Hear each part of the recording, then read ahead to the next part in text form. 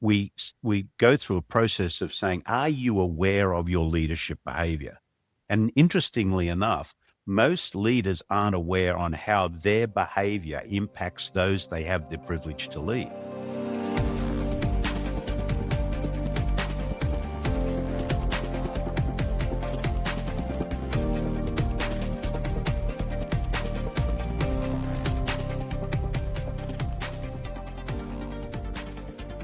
When you work with engineers, you end up talking a lot about product. Is there a product market fit?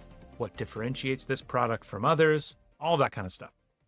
Ironically, most leaders today, I would say, and most companies would say that it isn't the product that really makes a difference with a company. What really matters is whether or not you have a culture that can support that product and make it really effective out in the world. Today on the Leadership Launchpad, I have the absolute pleasure of hosting Garry Ridge. Garry is the former CEO of one of the most well-known brands in the world, WD-40. When he took over the company, he was charged with taking WD-40 from a US company to a globally known brand, and he did that, according to him, entirely by creating a culture that could support that product, that would help create a place where people felt like they could come to work and really be their best selves and do their best work. In this discussion today, we talk a bit about Garry's journey to being a culture-first leader, the importance of culture into making engaged and productive employees, and finally, why new leaders need to understand themselves first if they want to be the most effective leaders for their team. If this is your first time listening to the Leadership Launchpad, please make sure you subscribe so you never miss a future episode. And if you happen to be someone who is responsible for developing leaders in your organization, I would love to talk with you. Please reach out through matt@bettereverydaystudios.com so we can find out how we can make your leaders better. With that, let's get into the conversation with Garry Ridge. Garry, welcome to the Leadership Launchpad. I am so excited to have you. How are you doing today? Good day. I'm doing great. Thank you. It's just a pleasure to be with you, and thank you for doing this. It's great to be able to talk about things that really matter, and you do that. Yeah, and I know you do that as well, which is why I'm so excited to talk with you. I think I first heard you on Mike Rowe's podcast a couple months ago, and that conversation got me really excited to chat with you because you were the CEO of the company that made one of the most recognizable brands on the planet when it comes, from a product perspective. It's, arguably it's like, Kleenex, duct tape, and WD-40, right? Like those are all there. And yet the entire conversation, you rarely really talked about product, right? It was all about something else. And I come from a world, a lot of my listeners come from a world where, engineers love to talk about product. That's the key, the key thing. So how did you arrive at this understanding that culture is so important and so key? Well, I think it even refers back to my latest book, which is called Any Dumbass Can Do It, in that back in 1997, when I was given the privilege to lead WD-40 Company, we were a very recognized brand in the United States. Our goal was to take the blue and yellow can with the little red top to the world. And from a marketing standpoint, with the help of, the folks at the company, we knew how to identify markets, make people aware, make it easy to buy. The thing that always went through my mind, though, was, we're going to be a global company. The sun is never, ever going to set on our company. And how do we then create a culture where people can act, make choices, and do what they need to do without what I would call quacking up the hierarchy and having to call someone in San Diego? And I didn't quite know how to do that. So long story short, I ended up enrolling in a master's program at the University of San Diego. And I enrolled because I went to a presentation and Dr. Ken Blanchard, the 1 Minute Manager, the Yep. guru of servant leadership, was speaking. And he'd put this program together with the University of San Diego. And he said, most MBA programs get people in the head. We've got to start touching people in the heart. And he talked about the power of servant leadership. And I went, you know what? I need to do this. So I went back to school. And here I am 2 years in as the CEO of a US public company. I'm back in the classroom. And I learned all of the attributes and the positiveness of servant leadership. And I started to put it to work at the company. And momentum grew and our employee engagement grew and everything started to come together. And I just kept doing it. And, that's why I say that if you understand what needs to be in place to create a great culture and you're brave enough to execute on it on a daily basis, any dumbass can build a great culture. And dumbass to me, the word ASS refers to nobody's posterior or bottom. It really refers to, a donkey. So. Got it. Got it. Okay. That, I have to admit, I don't think I've ever heard culture talked about in quite that way before, though it totally makes sense. One of my top leadership books of all time is a book called Team of Teams by General Stanley McChrystal. Mm. And he in that book uses the term shared consciousness a lot, where the goal is, the book is about his journey where he kind of became the head of Special Operations Command in Iraq. And they had all these excellent teams that, Navy SEALs, and they could all do great things, but they're all stepping on each other because they weren't thinking the same way or thinking about different things. And so it sounds like your goal was to use culture as a way to make it so that everybody in the hierarchy, like it was really influencing decisions. Is that right? Yeah, I think that, if you think about what are the elements that need to be in place when we talk about culture, do people know and feel like they belong? Do people know and feel like they matter? In fact, the work that they do makes a difference. Are they free to make choices? And they do that by having a compelling set of values that protect them and set them free. Is Yeah. there a culture of psychological safety where failure isn't seen as a negative? It's seen as a learning moment, as we talk about. And then finally, the fifth thing is, are we as their leaders not acting as managers? Because our job is not to manage people. You manage your bank Yep. account. Our Yep. job is to be a coach. And the role of a coach is to help people step into the best version of their personal self. So those are kind of the five things that I think need to be in place that build this feeling of belonging where I really do matter. Yeah. And as you say, any dumbass can do it. So what are, if you know the right things, what are a couple of those first steps? When you think back to your journey, so you became the CEO, you weren't sure how to create this culture, so you went back to school. What were some of the first early things that you did to start changing the culture so you could have a 24/7 brand? Yeah. Well, firstly, you had to have a people first mindset. So it was, you're going to be a coach, not a manager. You had to have a clearly defined, authentic purpose. Imagine a place where you go to work every day, you make a contribution to something bigger than yourself. You learn something new, you're protected and set free by a compelling set of values, and you go home happy. So you need to have a hierarchical set of values. So that's the second thing. The third thing is you need to have certainly a great strategy, but you need to be able to execute that strategy with the least amount of fear. So you create what I call the learning Mm, moment. So purpose, values, strategy, environment is so important.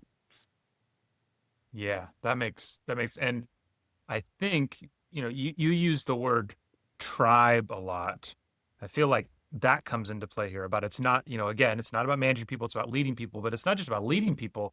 It's you're trying to build a tribe. Am I kind of like doing that hierarchy kind of correct or making that Yeah. transition correctly? Well, the tribal side is people want to belong to something. Remember I said number Yeah. one is, do you know and feel like you belong?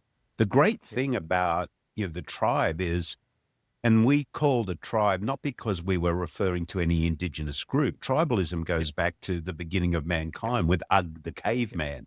But here's what is really special. The attributes of tribes, the number one responsibility of a tribal leader is to be a learner and a teacher.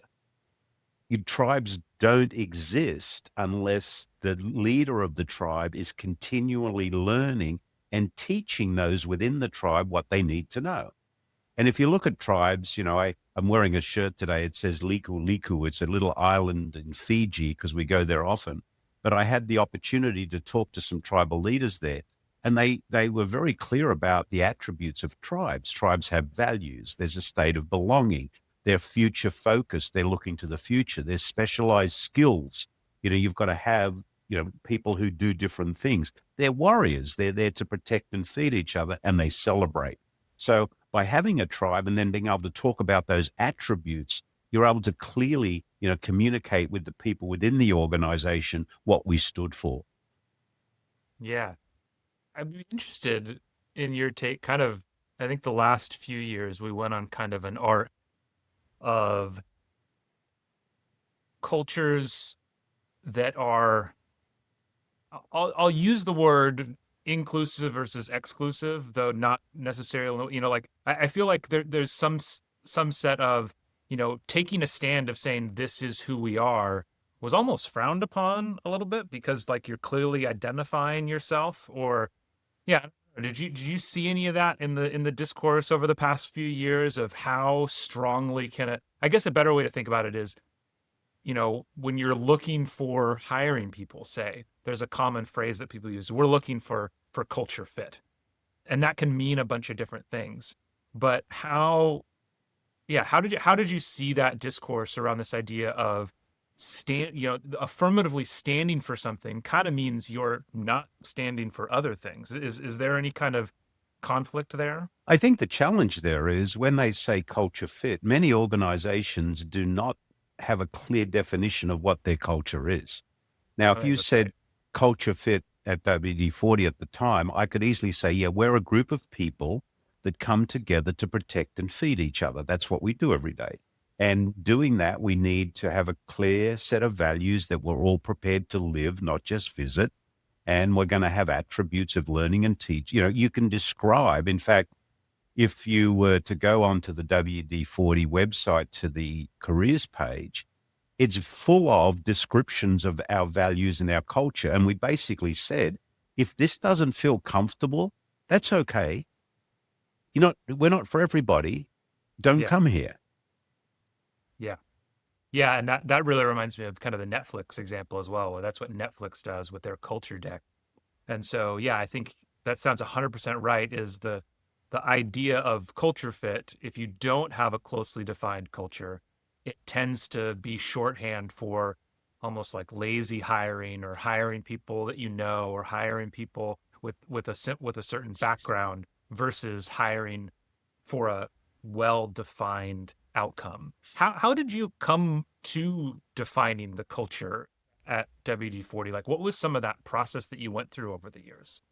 Well, we again looked at those attributes, and I Yeah, remember looking at Maslow's hierarchy to self-actualization. If you've seen the pyramid, the first two rungs are, is this place safe and does it provide to me? So we would need to make sure those foundations were in place.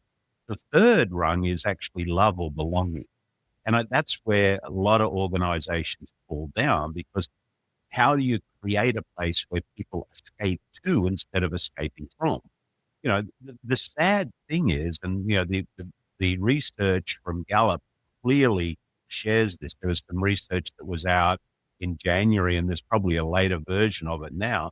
That you know, only 31% of people who go to work every day are engaged. 17 of them yeah, are actively disengaged.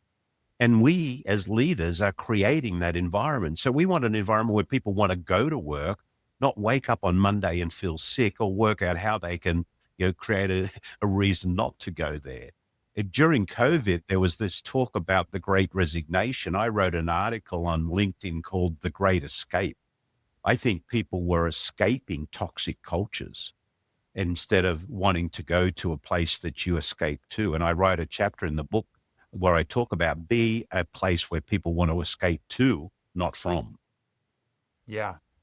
And I think, for anybody listening, any leaders listening, now is the time to do that. I was actually just listening to a podcast earlier today where they were talking about the idea that things were kind of coming full circle from COVID. Because I think you're 100% right. It was the great escape. People were escaping those cultures. People wanted to so desperately. Now, don't get me wrong, there's lots of reasons to want to work from home. I work from home. But, there was more of an impetus to it because you were escaping a place that you didn't want to be. And now there's lots of people who are finding, oh, wait, like I actually crave being around people. I work better working around people. Plenty of people do. Plenty of workplaces thrive in that.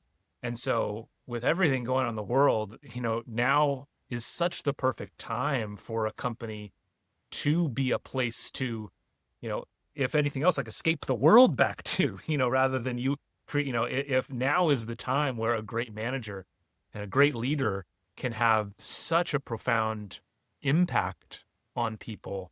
Yeah, just because I think we're having kind of this like full circle moment from what happened with COVID, it seems like. Well, 100%.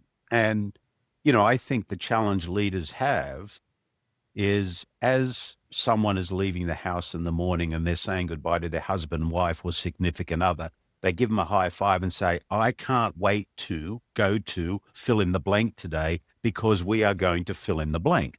Now, I agree with you. We don't have to be in the same place all the time.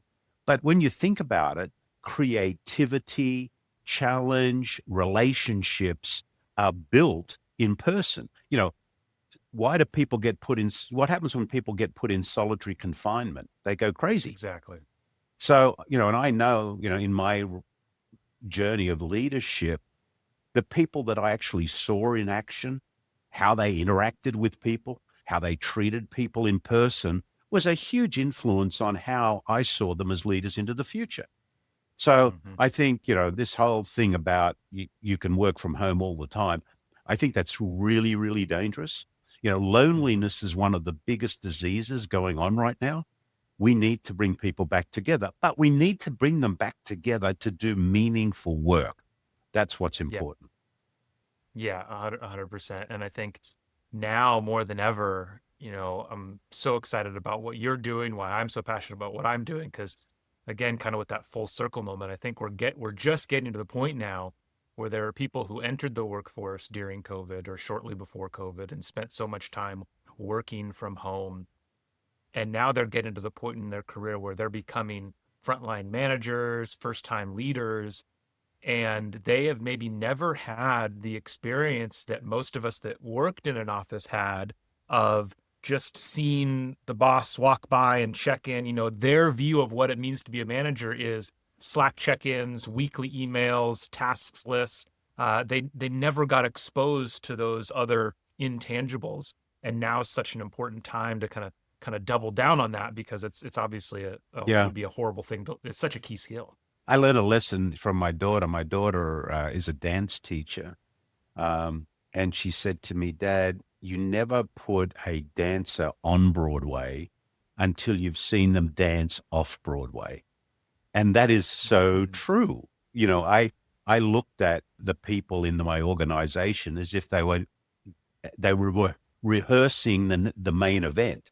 So if I Yeah. watched them in rehearsal, I could say, okay, here's some areas that I need to coach you on to improve your delivery, your leadership. So when you actually go on main stage and the lights are on you, the spotlights are on, and the audience is watching, you can dance the best dance you can. And I Yeah. think that's our role as leaders, is to do that. That's the coaching and teaching part. That's our role. Yeah. 100%. So I couldn't agree with you more about the importance of culture and mission. And, I'm blessed enough that I have always worked at organizations that had an incredibly clear and compelling mission. So honestly, I reached most Fridays kind of sad that I was taking the weekend off and I was excited on Mondays. I'm so happy for that. Lots of organizations don't have that. And the vast majority of even leaders aren't the top level leaders. You know, what are some of the things that a more of a frontline leader can do to create the, to whether it's to build a culture, create a tribe within their teams if there isn't necessarily that broader umbrella in their organization? Well, they can be the best leader they can. So the first thing, Mhm. I coach CEOs now, and I think I'm coaching 8 or 9 CEOs of medium to very large companies. And one of the first things we do is we go through a process of saying, are you aware of your leadership behavior? And interestingly enough, most leaders aren't aware on how their behavior impacts those they have the privilege to lead. Yeah. So the first thing is, are you aware of your leadership behavior? A great book to read is one written by my friend Marshall Goldsmith. It's called What Got You Here Won't Get You There. And in that book, he has 20 examples that he's found over his whole 40-year career of coaching some of the top people in leadership in the world. People like Alan Mullally, who was the head who turned Ford around. Yeah. And those 20 habits that are in that book, I had all of them at some degree of abundance before I realized that they weren't worth having. So as a leader, I develop someone. I'll get him here. Let me find him. This person down here. This is Alec, and Alec is Excellent. or Alice, the soul sucking CEO of Fear Inc. And Alec or Alice has some toxic attributes. First one is they have a big ego. Their ego eats their empathy instead of their empathy eating their ego. They're a micromanager. They think they're corporate royalty. They want a fear-based culture. They're a master of control. They're a know-it-all. They have all the answers, even the wrong ones. They don't value learning. They must always be right. They hate feedback and they don't keep commitments. So if you've got those toxic behaviors, you turn them into behaviors like, if you want to be a great leader, involve and love your people. Always be in servant leadership mode. You're expected to be competent, so be a forever learner. You're connected with emotional intelligence. I talk about that as you spend time in the stinky locker room. You're not corporate royalty. You're talking to your people. You're asking them questions like, are you okay? What's on your mind? They love learning moments that reduce fear. They have a heart of gold, but a backbone of steel. So it's not, this stuff is not soft. It's actually, people Yes. think this is the soft stuff. It's not soft. They're champions of hope. They know micromanagement is absolutely not scalable. They do what they say they do, and they treasure the gift of feedback. So those are the attributes that leaders need to work on to create great cultures. We'll get rid of him. What do you say? What would you say of some of those? What are the most common challenges that you see? I mean, obviously everybody's different, but I'm sure in the amount of leaders that you've led and coached and worked with, have you seen common patterns of the most common things that traits that people are holding on to that they need to get rid Yeah, of? I think ego. I mean, it's not about Hmm. you. You need to show your vulnerability. You're not perfect. That's important. Micromanagement. You want to run. That's why I talk about coaches, not leaders. A great coach. If you think of a great coach of a football team or any team at all, a great coach does not run onto the field and steal the ball when the player is about to score the goal. They spend a lot of time on the sideline observing the play and then having conversations on how could you have played better. A great coach never goes to the podium and picks up the prize. In bad leadership, they're trying to pick up the prize. So I think, and the other thing is, shut up. Are you a great listener? You don't have all the answers. So, get what I call bleeding tongue syndrome. Bite your tongue, ask the questions, and benefit from the knowledge of those around you is so important. Yeah, and I think that's, in my experience, one of the best examples of what got you here won't get you there. Because I work with a lot of engineers who are moving up the ranks, and I had it described to me recently by a great friend of mine who I've just never heard it this well. Is like you spend your whole life being trained and desiring to be the one up at the blackboard, right? Writing out the answer, doing the equations, doing everything, and then you make the jump from individual contributor to people manager for the first time, and you're expected to be the person in the back of the room raising your hand, right? And that is a really hard leap. I loved I always love sports analogies around this stuff because there's so much, there's so much we can learn, but it is a somewhat imperfect analogy, especially for brand new leaders, because in so many companies today, they do still have individual contributor duties, so it's not that they're just the coach, they're also, on special teams, and they have to coach, the front line. How do you recommend people kind of manage that balance? Yeah. Know your role. I mean, it's discipline, right? Yeah. What am I today? Am I a player or am I a coach? And don't get them Mm, mixed up. So again, yeah. awareness is so important. Is to just really understand, what is my role in this? Um, Yeah. which is, I reflect on that myself. When I was CEO, there were times when I was the player. When I was in boardrooms or in front of, investment communities or investors or, bankers or whatever, I was the player. Um, Yeah. and then there were times when I'm sitting in a marketing meeting and they're talking marketing strategy. What's going through my head is, oh, I need to tell you, I need to tell you, I need to tell you. But what I was saying to myself is shut up and let them learn. Yeah. Sure, be a guide if you need to, but understand what is my role here. I love that. I feel like I'm going to add that in to like a pre-meeting checklist, kind of you can kind of just put that mark of like, am I the coach today or the player today? And Right. maybe it's not that clean, but 100%, I think it is totally. And again, especially for new leaders, there's so much. I do think for experienced leaders, ego becomes a thing, but especially for a lot of new leaders, I feel like it's insecurity. It's the reverse of that causes people to just want to talk because they keep feeling like they're trying to earn their place or show that they deserve this position. And very often, kind of, they're proving the opposite. The thing I would say to new leaders is take advantage of the three most important words I learned. I don't know. And be very comfortable. You don't have all the answers. You're there to bring out the best of others. You have experience. That's why you're in the role you're in, but you don't have to have all the answers. I remember an example many years ago. I was in a meeting in our office in San Diego, and I moved from Australia because I started with the company in Australia in 1987. I was with the company for 35 years in total. And in 1994, I moved to the US, not to be CEO, but to head up our international expansion program. And I was in a meeting, and the CEO was actually, then CEO was in the room. And I was listening to someone presenting from outside the company. And what was going through my head was, I have no clue what you're talking about. And I'm thinking to myself, what do I do here?